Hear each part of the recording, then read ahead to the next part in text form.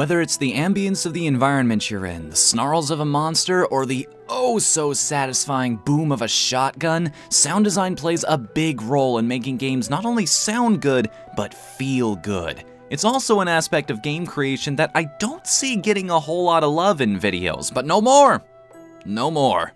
I do want to start this, however, by making the distinction between sound effects and voice clips. So, as much as I love Laharl's laugh, Wakka's, and pretty much every death scream in Team Fortress 2, they're probably best left in a list of their own, and I will give them a list of their own on the 23rd. Not next Monday, because I'll be at OhioCon. Hope to see you there, by the way. But for now, I am Whatthefnu, and this is Team Pizza's Top 8 Video Game Sound Effects. Number 8.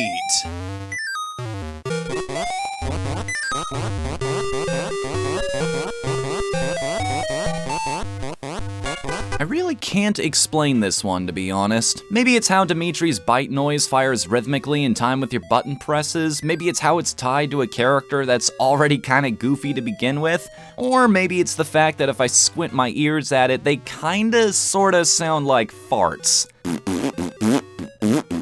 That's all I got, honestly. I really don't know why I find this one so entertaining. It just is. Number 7! Hey, 2 videos complimenting Nintendo in the span of 1 week. How's that for your face? There are countless reasons Super Mario 64 was a classic of its time. It may have been surpassed mechanically since then, but I'll tell you what never gets old. Now, I know there are plenty of people out there who have torn every possible aspect of this game apart, so can one of you please tell me what that noise is? If Boo's laugh is just Bowser's laugh sped up, then the Bob-on speech pattern sounds like they're king screwing around with a turntable. From the design, the music, and yes, even the sound effects, this is one level that really knew how to make a first impression. Number 6. Speaking of first impressions, I will never pass up an opportunity to sing the praises of Chrono Trigger. This game just kills it in terms of sound design. Big, meaty sword swings, crackling lightning, fantastic magics, and oh yeah, that clock from the title screen.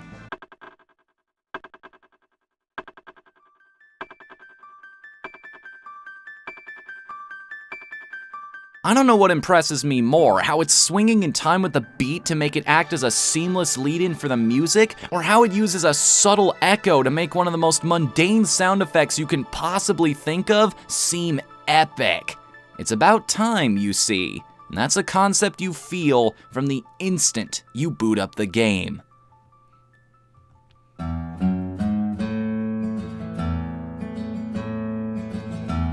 Number 5.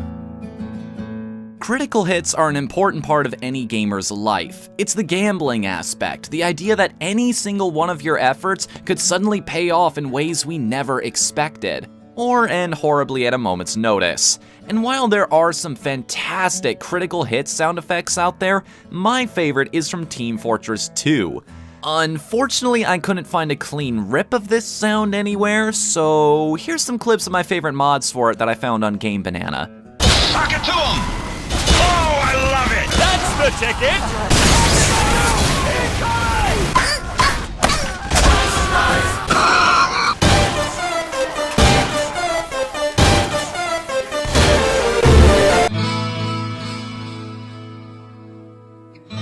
Number 4. One of my biggest surprises this past year was in a little game called Daggers. It's basically an arcade shooter whose only real goal is to surpass the scores of all your Steam friends. And yet, it gets away with that because of how well designed everything is around the concept that the entire world of this game wants you dead. The atmosphere in Daggers is so thick that it's actually terrifying, making every new enemy that joins the fray a force to be feared. And aside from their moans and screams, the only thing you will hear is this. What even is that? I don't know what instrument it is, I don't know what effect it is, but it makes every new run an event, and a reason to play just one more time.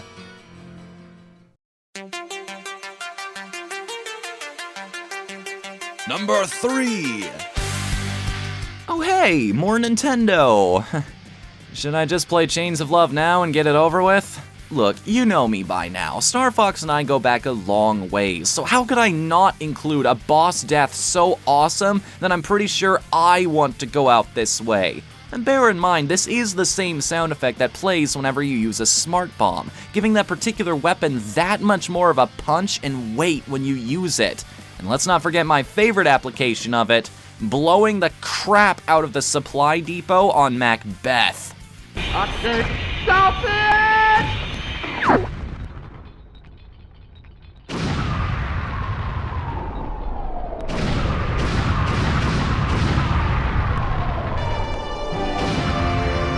Fatality.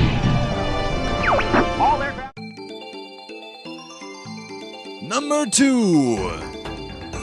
You know, I've never been super into the Atelier games. They're okay, mind you, but no matter if it's the characters, plots, combat systems, or what have you, let's just say you've probably played these games before. Doesn't help that Gust is better at pumping out sequels than Ubisoft either. But regardless, even an average game can have some high points. Take Atelier Iris 3 for example. That game introduced the burst mechanic, and yeah, it encouraged skillful play with the promise of beefed up spells, but that's not the best part of it.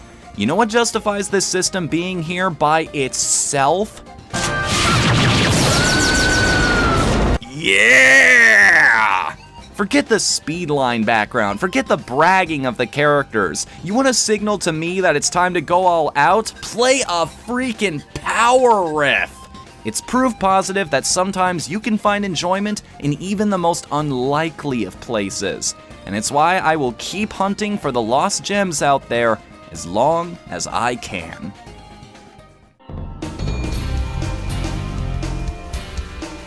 It's number 1.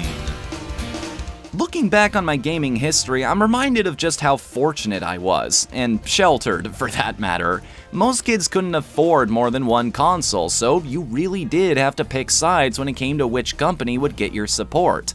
So imagine my amazement when, for my 11th birthday, I was given a game console not made by Nintendo. What is this PlayStation? Does it have Mario on it? What? No? I'm not sure about this. Let's just plug it in and see.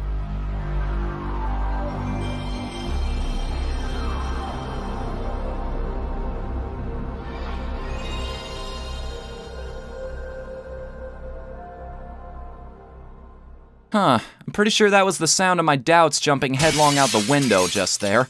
Does this count? It's so long that it almost qualifies as a jingle more than a sound effect, but it's still the coolest audio experience this medium has ever given me, that's for sure.